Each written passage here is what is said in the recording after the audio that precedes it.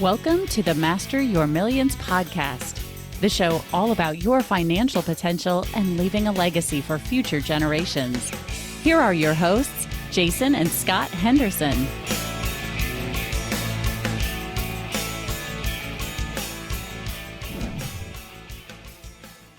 Jason, who do we have coming on? Well, let me tell you a little bit of background about Wade first. Wade started his moving company at the age of 21 with $600 in a pickup truck.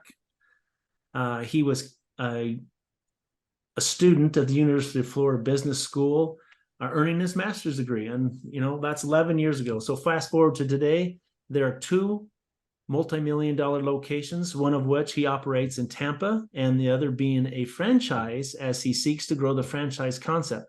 Wade is an owner in 5 businesses, 3 of which are part of the moving industry, and hosts the Growing Your Moving Company podcast, the longest active running moving industry podcast. Welcome, Wade, to our podcast. Thank you for having me. I'm excited to instill a little business experience that I've learned along the way. Cool. I didn't pronounce your last name, so tell me, it's Swikle? Swikle. See, I knew I was going to murder it. That's why I only referred to you as Wade, but here we have Scott. Take Wade. Most people do. Let's start this. So tell us a little bit about your story. We know you started in college. Take us from there. What happened? Just very high level. Yeah, definitely. So, I always wanted to start a business. I got an undergrad degree from University of Florida in broadcast telecommunications, broadcast journalism. But I got kind of burnt out on that, decided to just finish up my degree there and then apply for a master's degree in the business school. And I was really drawn to entrepreneurship, having tried to start little businesses along the way. I think my first introduction to the moving industry, the first introduction probably came when I was a kid and my parents moved like 8 times throughout my childhood. They just always loved real estate and kind of moving to where they felt the grass was greener, mostly within our hometown.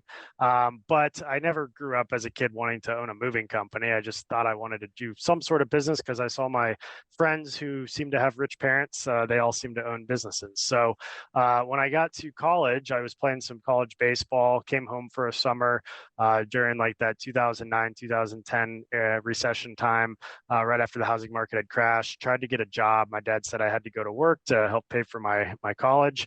And I was having trouble finding work anywhere. I applied to probably 30 different places.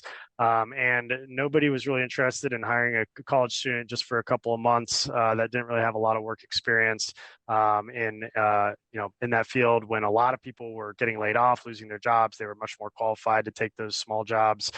So I just started posting ads online on Craigslist, actually, saying I was a college athlete looking for any kind of general labor. And people started to call me to help load and unload U-Haul trucks. They liked the idea of having a college student trying to pay his way through college, help them save some money on their moves. And I did that for that whole summer. That first summer went back to Gainesville and started to do it a little bit up there. I'd recruit some of my friends, tried to start a little, business, an LLC. I filed my first LLC around that time called Smarter Moving Solutions. And when I started that entrepreneurship master's degree program through the business school there, part of that program is that we had to actually start a real business. And so I toyed around with a few ideas, but I kept coming back to this moving thing that I had been kind of freelance doing. I had worked for another company as a 1099 contractor and saw a little bit of how that owner was operating his business. And I was like, you know what, I think I could do this. So I was able to convince an insurance agent to give me, as a 21-year-old, the right kind of insurance that I needed to get a mover's license with the state of Florida. And I had a pickup truck. I could rent trucks. So that's pretty much what I did in the beginning. And for that whole first year, I was kind of running the business part-time, being a student full-time, enjoying the college life still, just making enough money to pay my bills and my entertainment expenses, if you will. And when I graduated, I decided to pursue it full-time. A lot of my classmates were trying to start a sexy new app like Uber or Facebook or, something that they could go get venture capital on. And I'm sitting there trying to start a moving company and they all thought I was silly. But it ended up working out for me because I think I'm currently the only person out of my classmates that is still operating the business that they attempted to start back then. When I graduated, I just went full on into the moving industry. We ended up actually buying our competitor, which was called Two College Brothers. They were a couple other college students that were doing moves around Gainesville, Florida. And it looked like they had this like awesome, huge business with 3 locations. Once I took over the company, I realized that the other 2 locations weren't really doing anything. They were basically just kind of on their website to make it look like they were bigger than they were. It was kind of an ego play for them. So I closed down those 2 locations and just focused on Gainesville. I was interested in the franchising concept, and so I felt like their brand was a little more franchisable. They had cool logos. They had brand board colors, good website. They were getting more leads than my Smarter Moving Solutions LLC company had been getting because they had been around a couple years longer, and decided to go full on with that brand. I felt like one day, once I was ready, it would be a franchisable brand, and decided the first step that I needed to take if I wanted to start a franchise was to open another location. So we opened up a location in Tampa, Florida back in 2015. And for the next like 4 years, I just was driving back and forth constantly trying to hold things together. Probably opened a second location a little prematurely, but I learned a lot of things about, how 2 totally different markets work. Gainesville being a small college town, Tampa being this huge market with a ton of competition. And it was, I went to a mastermind meetup with some other moving company owners in Denver right before COVID at the end of 2019. And one of the takeaways that I had was that I needed to move my headquarters to the bigger market in Tampa. So about 6 months later, we signed a lease for a big warehouse here in Tampa, about 11,400 square foot warehouse that we could offer some storage in, and decided to make that our headquarters. And we continued to operate the Gainesville location as a second branch. And I was still driving back and forth a lot, but being in Tampa allowed me to become a small fish in a big pond as opposed to a big fish in a small pond. And basically just we've been growing like crazy since I made that move. Our growth year over year is around 80% here in Tampa. And I realized that, if I want to truly, dedicate myself to perfecting this business model so that we can franchise one day, I really wanted to focus on being an owner in the market that I was serving. So we met with a franchise attorney. We got all of our filings done that we needed to do, all the legal side of things. We created a franchise disclosure document, which is what every franchise needs to have. It's kind of the business in a box, so to speak, and it's also a legally binding agreement. So we got that all put together, and I ended up finding an owner that had some ownership in the moving industry experience to basically leave the company that he was partnered in up in South Carolina to move down to Florida to purchase our Gainesville location as our first franchise. And that was actually this year, back in May. And so we're exploring the world of franchising, and I'm learning something new every day. That's a totally separate business model than our core business of moving and storage, but we're continuing to grow the core business here in Tampa on a day-to-day basis, while also kind of jumping into this open sea of franchising in an industry that's very fragmented. There's a lot. I think there's like 26,000 moving companies across the United States. And there's some big van lines that have been around for 100 plus years that do things in a very antiquated way, very old school. And there's only a couple other moving company franchises that are out there. So I think that there's a big market opportunity to scale that way, where we can have owners in the franchise or owners in the markets that they're serving, as opposed to trying to scale by opening multiple corporate locations. And when you franchise, you invest your own money in your trucks and your equipment and your office space and your staff. So it takes a little bit of risk off of me as the franchisor. It injects a little bit more capital into each of the markets. And then you have that ownership presence in each of the markets, which I think is a good thing in a business like moving, which is, moving's an emotional experience. It's something that is very word of mouth driven. And I believe that having an owner in the markets that we're trying to grow into is going to expedite that growth as we continue to grow. For sure. I love that. So we're familiar, Jason and I, with the franchise model, at least in a certain respect. And one of the things that I personally always have a hard time with is employees. Now, they can be really good or absolutely terrible, and there's no in between. So as you're franchising and as you've had to, because you're a service-based business, you have to have employees to help you out. Yep. How are you differentiating between the good and the bad? Yeah, so that's definitely a big part of our business, where we don't have an inventory, so to speak, that we're selling, that where we can just buy a bunch of inventory, keep it on a shelf. Our inventory is our team, it's our employees, it's our movers. We can only service moves with those individuals. So we've created systems and processes, everything everywhere from the recruiting piece of it to the hiring, the interviewing piece, to the onboarding piece, and then the ongoing training. I think that's a big reason people get it, that buy into a franchise, are the reasons that they do it is because there's this recipe for success where, they don't have to try to reinvent the wheel and make a lot of the mistakes that I made in the first several years of the business. I like to say that I made all those mistakes so that a franchisee doesn't have to. And we've been able to document pretty much everything from, how a salesperson, when they're going to do an estimate, pulls up to a house, to how they conduct the estimate, to the presentation that they give. We've been able to document how to load trucks and how to wrap furniture correctly, and what the process looks like when they're presenting paperwork or the final bill to the customer. And through the podcast that I do, the Grow Your Moving Company podcast, I also have a mastermind and retreat business that I run with the moving industry on the side, where we bring together ambitious, successful moving company owners from around North America to just share ideas, brainstorm, help each other get through hurdles.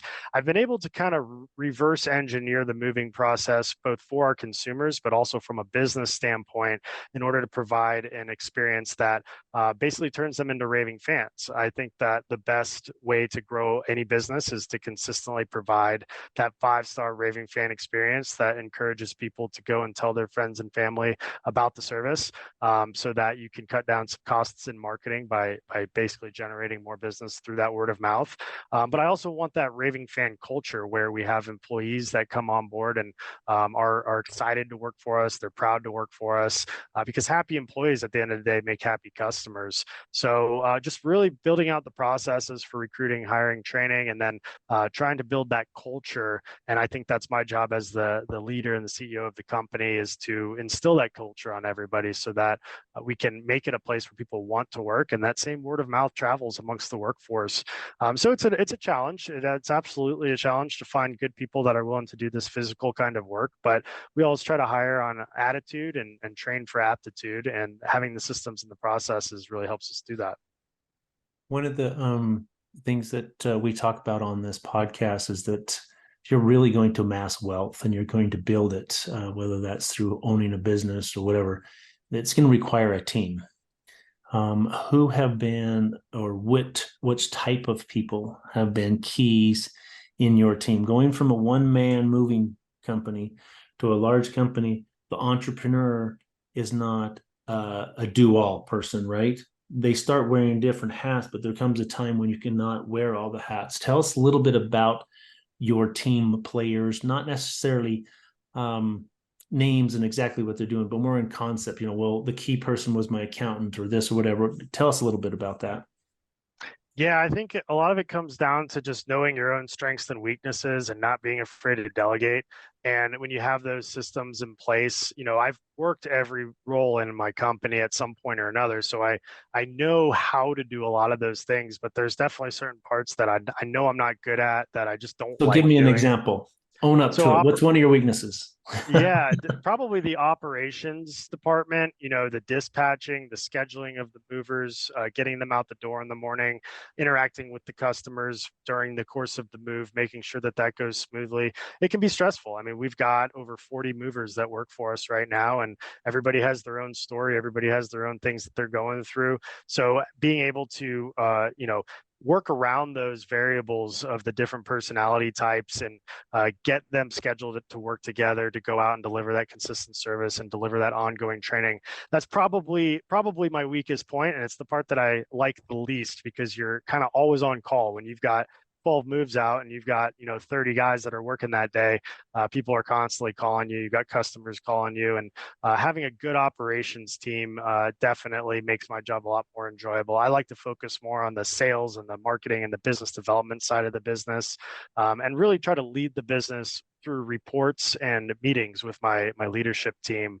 That to me is the part that I find a lot of fun. So definitely hiring out for the operations piece is probably my favorite part. But having a good financial person, we've got a fractional CFO that works with both me and our franchisee, and he helps us to look at cash flow projections and put together profit and loss statements and really monitor the KPIs that drive our business forward. And then I can take those in. I can understand where we're being inefficient in areas where we need to improve, and then call meetings with those departments and then work to optimize each area that way. Your financial guy helped you identify what your KPIs, or did you know that before you hired this fractional CFO? Yeah, I know what KPIs to look for. He helps to compile them and make sure that they're accurate and presentable so that I can, look at them on like a flash report, so to speak. And moving, our biggest expense is our labor expense. And so that's the biggest thing that we can optimize to move the needle forward in terms of profitability.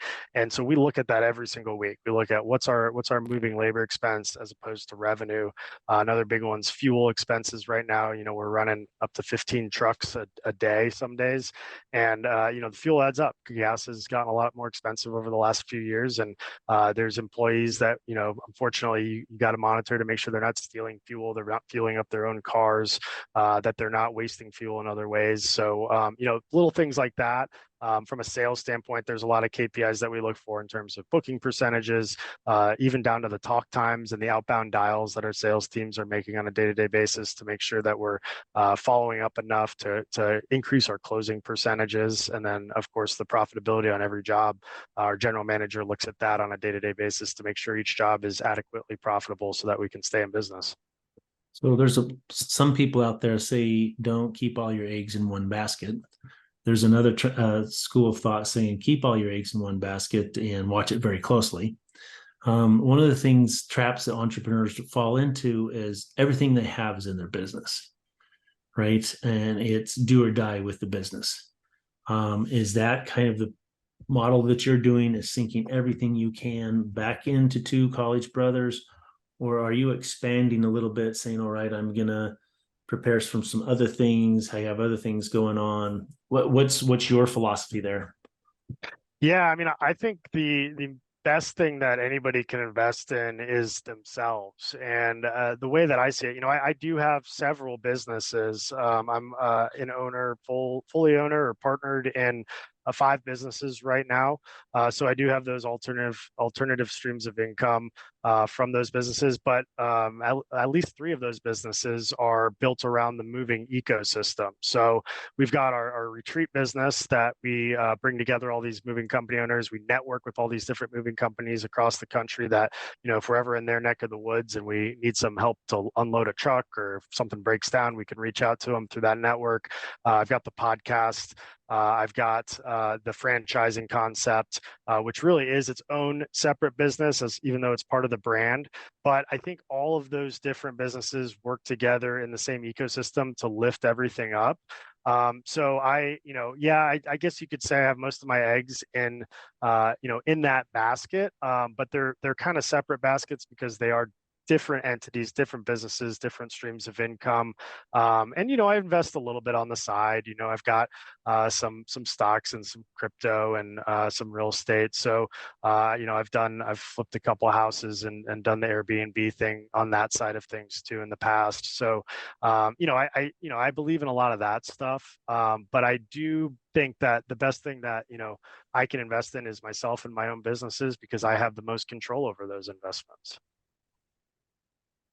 Yeah, I would agree with that. There's a story about, I believe it's Ray Kroc. He's with a bunch of MBA students from some university, and says, what's my business? And they're all like, what? McDonald's. Your business is making hamburgers. And he says, no, my business is real estate. I own some of the best real estate in the world in the best locations. right? And it sort of changed all their thinking. Would you say Two Brothers is a little bit in the real estate business for the fact that, I mean, you bought your warehouse, correct? No, we're actually leasing this warehouse, but that is something that we want to do eventually, is to buy some commercial real estate, to buy another warehouse. I do think that any form of income, whether it's your own business income or just if you work a job, that should ultimately be a vehicle to be able to invest in something passive in the long term. I think there's different stages that an entrepreneur goes through. I'm still young, and I feel that at this point I'm trying to grow that vehicle as large as I can, and then eventually, start to be able to pull out of it into other more passive streams of income. Eventually, we might exit at some point, sell, go private equity route. By selling the franchises, that's a very passive royalty based stream of income there that I would like to get more into the real estate game, and possibly invest in some other businesses that are run by other entrepreneurs at some point in time. But right now, the stage that we're in is scaling and trying to grow it as big as we can to make that magnify as much as we can. You have a metric. You said eventually I want to do XYZ.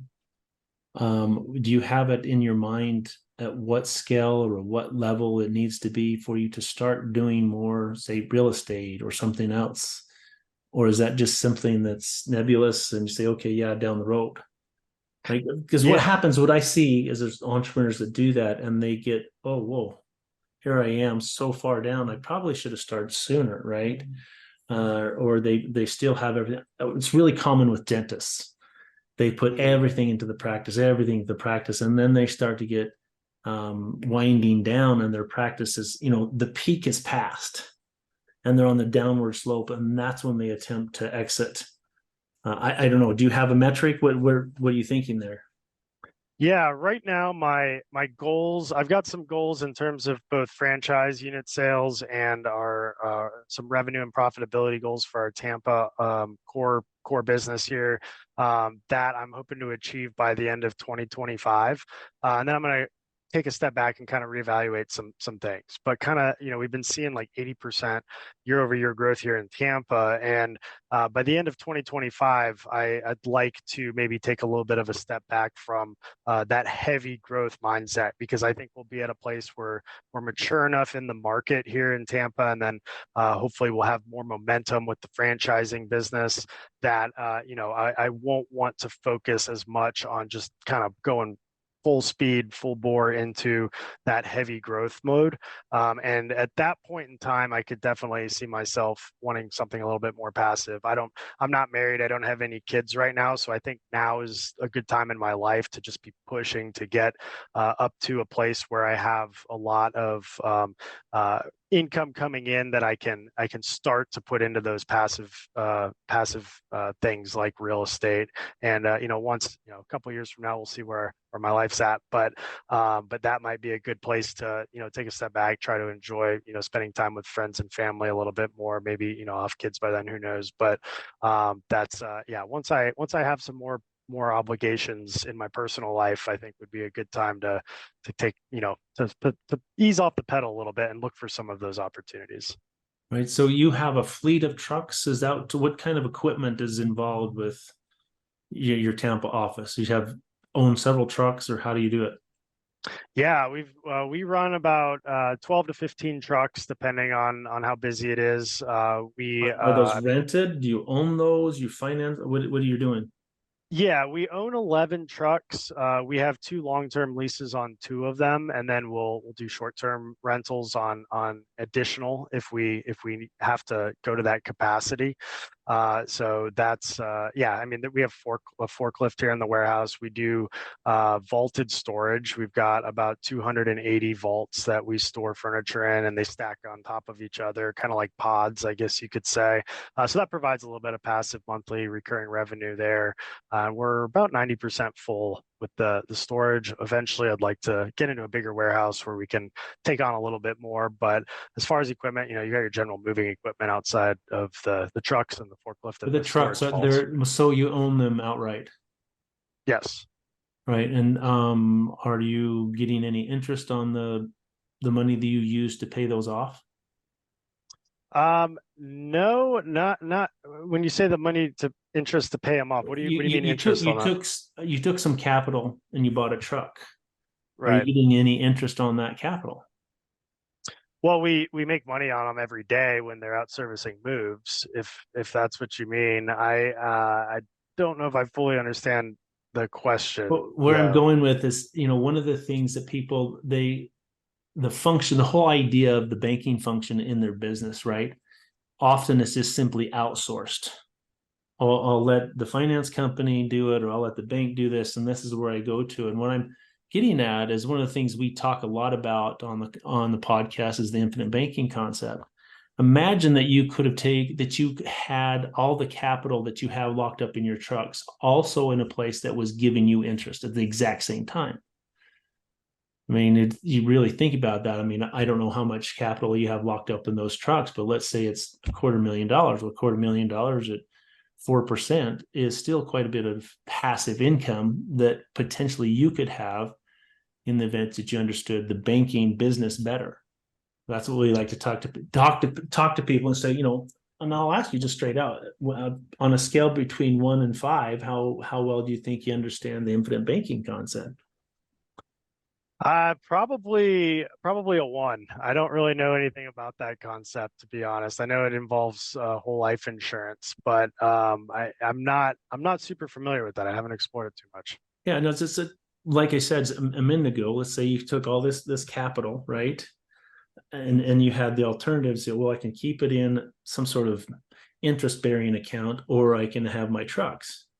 Well, when there's a possibility to have both, right? You still have your trucks and you're able to make revenue on that. However, the capital that you used to purchase those trucks would also be growing at its full amount, right? At interest. So you'd be paid on that interest while you're using the truck. I mean, that's a possibility. I know it sounds kind of strange, yet when you understand the banking business and you become an owner of a banking system, that becomes possible, and it's only possible through ownership. Maybe Scott, you could say a little bit about that. Essentially, it's just putting a generator in a flow. So just like you have a river that crosses your property, in this case, cash, if you put a generator on there, it doesn't change where your cash is going. It's just giving you an added benefit. That's what Jason's talking about, and that's at the core of everything we do, from our own businesses to our investing to everything, is we not only help people and teach them how to put that generator in, but we do it ourselves. Essentially stretches that dollar. So if I'm hearing you correctly, it'd be like, say a truck costs $100,000, putting it into an interest generating vehicle and then borrowing against that to purchase the truck. Is that am I hearing that correctly? Yeah, how you're financing your truck purchase. Yes. Mm-hmm. Gotcha. That's interesting. I mean, most people. Go ahead, Scott. I was going to say, just doing that alone, like knowing the numbers and stuff in my head, if you've got 10 or 20 of these things, like it's an uninterrupted compounding interest that's happening in this other account. It's like your full 100,000's there and you're earning interest on that, but you also still have the truck and you own everything in between. And so it's hard to think about because you got 2 or 3 hats on your head at the same time, but that's essentially how it's working. Yeah, I haven't explored that at all. So basically, would I borrow against that $100,000 that's compounding interest to purchase truck with the, like, a line of credit, I guess you could say, from that, and then do you pay interest on what you borrow against that too, or how does that work? Can go to the head of the class. Wade, you're pretty dang smart. You are a businessman. I love it. Yeah, no, that's definitely something worth exploring. Thank you for kind of opening my eyes. I'll definitely look more into that. Yeah, we'll have to talk a little bit more offline about that. You mentioned that you have done a couple of flips. What got you into that? My parents have been in real estate. From the time I was young, I think I mentioned we moved quite a bit. A lot of times they would buy a house and then we'd live in it for 2 years. And then once they could escape the capital gains piece of it, they would either sell it or rent it out to somebody else. And then we'd move to another house and do the same thing. So that's kind of why we were moving around so much, I think, looking back. And they, to this day, own several rental properties that they manage. And sometimes, when the market's good, they'll sell. And so I did some of that when I was living in Gainesville. I don't currently have anything with that, but I would buy a couple properties. I'd kind of alternate between living in the two of them. I'd Airbnb out the ones that I wasn't living in, or the ones that weren't booked. I would go, bring my stuff and live in that one, and then Airbnb out this one, and then vice versa. I eventually sold both of those properties, I guess within the last 5 years, when the housing market was really starting to pick up, and also partially because I was moving to Tampa. So, it was harder to manage it and kind of live that lifestyle. So I purchased a house here in actually St. Petersburg, so part of Tampa Bay, that I'm just living in right now. Not really doing anything as far as real estate investing goes, aside from just the equity in my own property. But the housing market here is still pretty strong in the Tampa Bay area, so I'm hoping to cash out of that probably in the next few years and move on to something bigger and better. Maybe I'll keep it and rent it out. I haven't decided yet.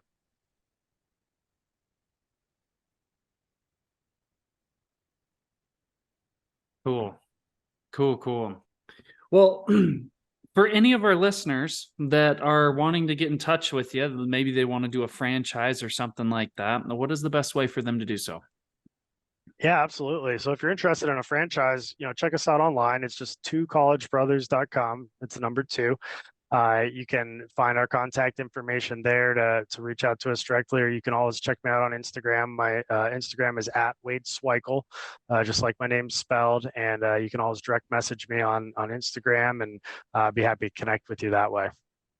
It sounds Cool. like, to me though, it's more than people that want a franchise. It's maybe anybody in your industry, because you have a mastermind. I mean, you're out there doing a service to people that, in Idaho, that are struggling with issues in the moving industry. Being a college guy owning a moving company, right? They can network with you, so to speak, and mastermind with you and grow their business. I think that's really cool. I mean, that's a really abundance mindset that you have. It's not like, here, I'm going to protect my little area and fend off everybody else. That you're growing the industry, if you will, by reaching out. So that's really cool. I commend you for that. There's not many people that have that mindset, and that's probably why you're going to go much bigger than everybody else. Yeah, big believer in the abundance mindset. I don't think the competition is necessarily a bad thing. Sometimes they can be our best referral partners if we can't take on the work and they can, or vice versa. We can pass business back and forth and just work together to elevate the whole industry. That business is called Moving Titan Retreats. movingtitanretreats.com if you want to learn more about the mastermind piece of it. But yeah, you're absolutely right. And we also offer a conversion program with our moving company franchise. So if you have an existing moving company, maybe you're not, you're kind of stuck. You don't know the processes or the recipe to follow. You want to get more brand leverage or more purchasing power, and you just want to kind of be in a larger network of other moving company owners. We have a pretty competitive program that can actually waive franchise fees if you have a viable business, but you're just feeling kind of stuck and want to join the franchising network that we're creating. So let's be clear, listeners. We always, he gave his contact information, which is great. We'll also include it in the show notes that's down below. And while you're there in the show notes and doing through it, make sure you like and subscribe to our podcast. And we would really love to have some more reviews. It's really interesting. I get people that contact us through Instagram or different ways and say, hey, I really love this episode, yada, yada, yada. Go give us a review. It's really helpful. It helps the show be able to be heard by more people. So we would really appreciate that. So we ask lots of people, Wade, towards the end of our interview, a couple of questions, and I want to ask you that. Number one is, give you an opportunity to put out there, just put it out in the open, what a goal is, a big goal, whether that's a 5-year goal, 3-year goal. And at the same time, make an invitation to you to come back on the podcast and have a celebration with us, a celebration episode that, hey, I did it, right? We had one guy that said, he wants to be a speaker and he wants to speak to a crowd of 100,000. And both Scott and I said, you tell us when that's going to happen. We'll be there and be on the front row, and then we'll have a podcast together and celebrate it up. What would be a goal that you would put out there saying, this is what I want to do? And when you get there, come back. Yeah, I love that. I think, the first 10 franchises are crucial to the success of the franchise industry or the organization. And I think getting to that milestone, it's really where the momentum starts to take over. And so finding, first of all, the first 10 being really good franchises, because if you have one that fails, that could kind of upset the entire concept of it. So making sure that we find 10 really good franchises, and getting those guys successful, and then continue to scale there. But I'd say the 10 location franchise mark is definitely a big goal, and basically just getting as much market share as we can in Tampa. I'd like to basically grow about 150% by the end of 2025. So we're currently trending in that direction, and really become a strong 8-figure business by the end of 2025 is another goal with our core business here in Tampa. Cool. Great, nice, concrete goal. And when you get to that point, you're invited to be back. So one other question is, in the event that you go back and look at, over your time, when you first started with your $600 in your pickup truck, you give us a couple of pieces of advice that you'd give to that person. Hey, don't make this mistake. Don't do this. Overcome this fear sooner, whatever it is. What is a couple of things that you would say that's really kind of applicable to most of our listeners, right? Most of our listeners are out there and they're facing similar issues. And it's good to hear it from someone that's been successful, continuing to be successful. What would you tell them? Yeah, so there's two things, and I get asked this question a lot. The first one is to know your numbers, and to really understand what the KPIs are that are going to allow you to be profitable and grow at a sustainable rate. Even from a marketing standpoint, know what marketing is working, know what prices you should be at, and what booking percentage you should be at. Understand a profit and loss statement, understand the different line items that go into that and how you can optimize those. That was something I really didn't pay much attention to until probably 2018 or so. That was something that definitely held me back and it slowed me down quite a bit. Having a really good fractional CFO or CFO, if you can afford one, or just a really good bookkeeper and CPA that can put together those KPIs and those finances for you, and understanding more on the financial side of the business. Definitely would want to do that. Even though I had a master's degree in business, I didn't particularly enjoy accounting or finance, even though I had to take those courses. But looking back, I wish I would have definitely taken it more seriously, because it would have just helped me expedite everything. And the second one is just seeking out mentorship, getting around successful people in your industry that you can bounce ideas off of, and learn what those KPIs should be. But if you can reach out to a successful person that's doing what you want to do, and ask them, like, where should my labor percentages be? Where should my marketing, be?